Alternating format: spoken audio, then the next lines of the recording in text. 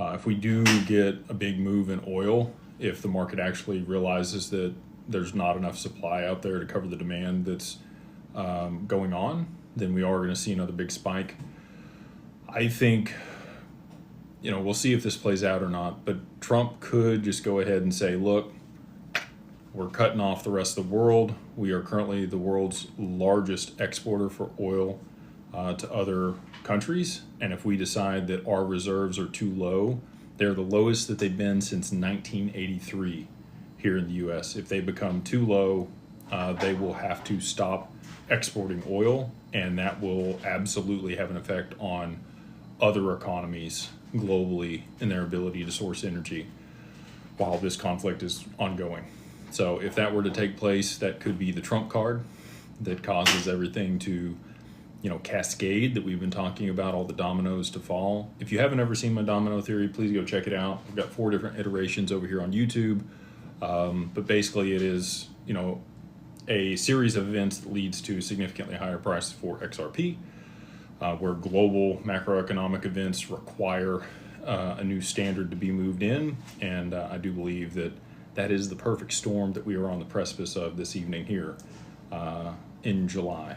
So again, could they push it out till August? They have their meeting on the 31st. I'm not seeing it. It would be unprecedented for the Bank of Japan to come out and have an emergency meeting. They have never done that before. They've always done it on a regular scheduled cadence.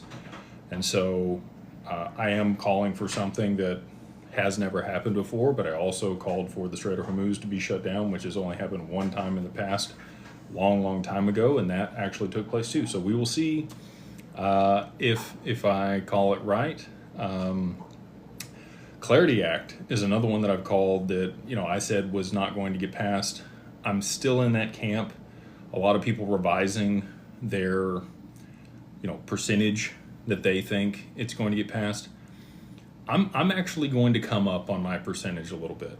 I've been very negative up to this point that we would not see the Clarity Act passed, and I'm still in that camp.